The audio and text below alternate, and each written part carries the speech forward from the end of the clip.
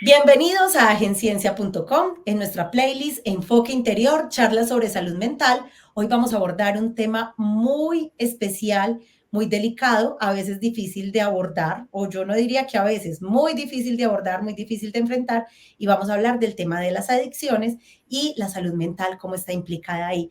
Y para eso tenemos un invitado supremamente especial, con toda la experiencia, con muchísimos años de recorrido en este tema de adicciones, de aportarle a las familias y a las personas que pasan por esta situación.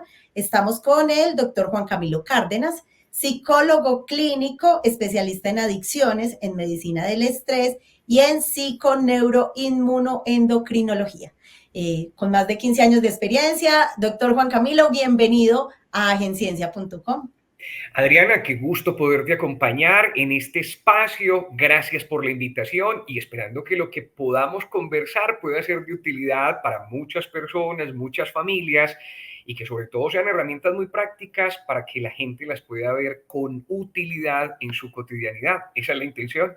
Claro que sí. Y con esa energía tan especial que usted tiene, entonces empecemos a contarles. Este es un tema bastante complicado. Este no es un tema fácil de abordar, entonces por eso queremos hablarlo como muy desde lo básico para que las personas nos entiendan. Entonces, hablemos primero cuál es esa conexión entre los problemas de salud mental y las adicciones, o que lleva más bien a que un hábito se convierta en una adicción, porque todos los cerebros son adictivos, pero hay unas que llegan a ser un problema real en la vida de muchos. Bueno, estás tocando un tema muy importante y yo quiero como resumirlo de la siguiente manera. Es muy probable que las personas no sepan que existen dos grandes conductas adictivas, dos grandes espacios en donde se puede desarrollar una conducta adictiva. El primero son las adicciones químicas y el otro son las adicciones no químicas. Las adicciones químicas es todo lo que tiene que ver con sustancias, marihuana, cocaína, alcohol, todo lo que tiene que ver con sustancias.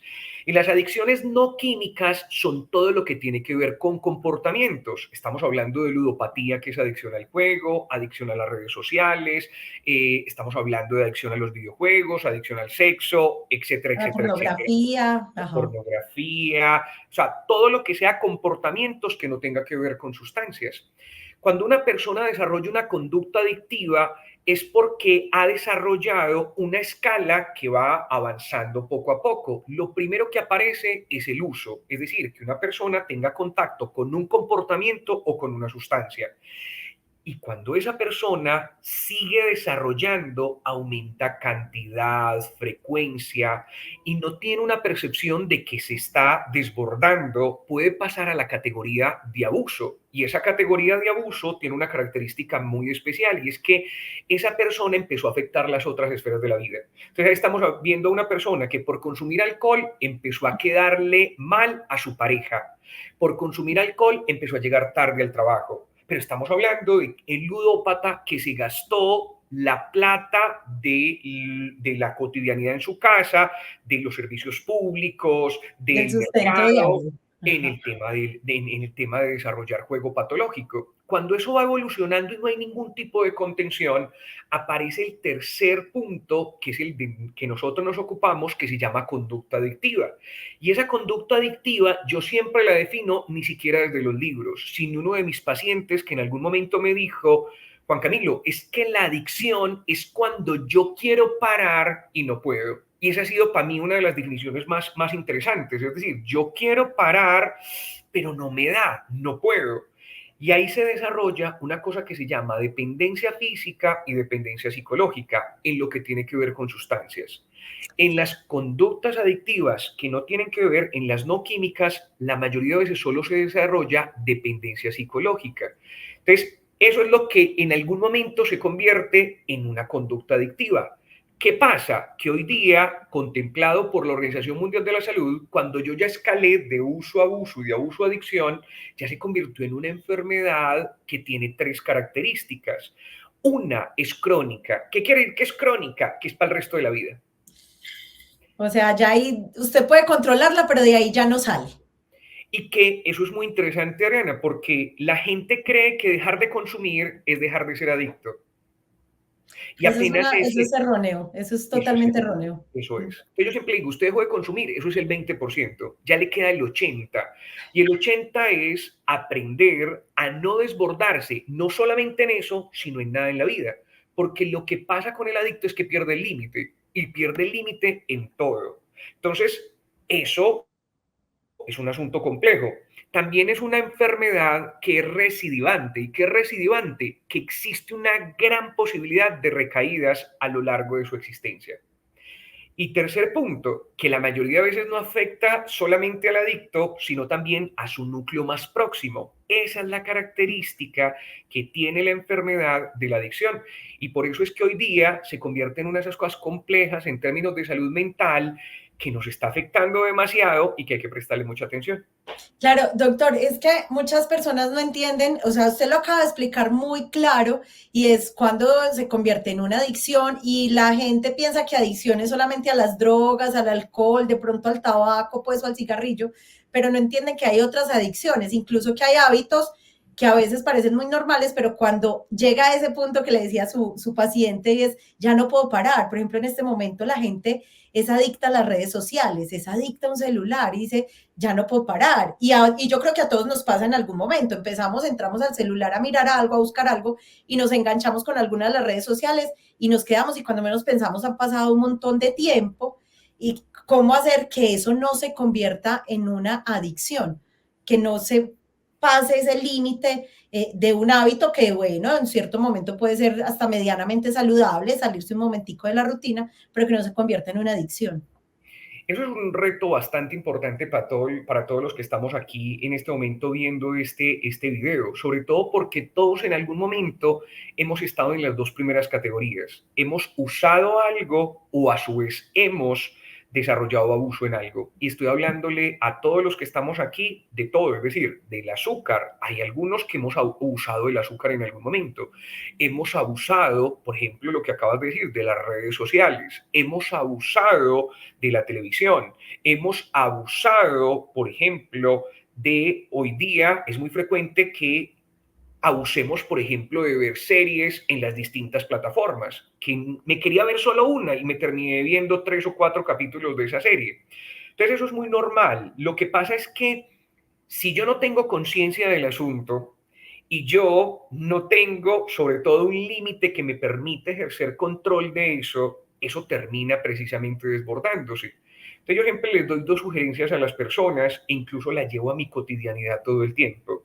La primera sugerencia es que yo tenga como tal unos límites establecidos, sobre todo en el lugar donde vivo y a su vez con las personas que comparto. Entonces, ¿cuáles son los límites establecidos? Sencillo, no vamos a llevar celulares al desayuno, al almuerzo ni a la cena. Eso nos sirve para autorregularnos todos. Límites sencillos, el Wi-Fi se apaga a las 10 de la noche y básicamente nadie está conectado después de las 10 de la noche. Detalles simples como estos, entre familia nos contenemos y decimos pilas, que ya en este momento necesitamos autorregularnos porque nos comimos ya una hamburguesa, entonces nos podemos comer como tal la otra, así queramos. Ajá. Entonces empezamos a verlo, por ejemplo, con los adolescentes. Es decir, más de una hora al frente de un videojuego al día es pasar del uso al abuso. Y cuando un adolescente se queda 4 o 5 horas, ya estamos desarrollando como tal una conducta adictiva. Entonces, todos los espacios de regulación, todo lo que me permita a mí decir, yo estoy conduciendo, no voy a consumir precisamente alcohol. Yo mañana madrugo a montar en bicicleta, por eso yo no me puedo quedar trasnochando. Todo lo que implique límite, autorregulación, a mí me protege. Ese es lo primero que me protege. Sí. Lo segundo, tener un propósito de vida claro. La mayoría de veces la adicción pega mucho cuando yo no sé para dónde voy. Y el que no sabe para dónde voy, que se baje que ya llegó. Es decir, ya, Sí, total. Ya definitivamente, para qué, sí, es ya para verdad. qué.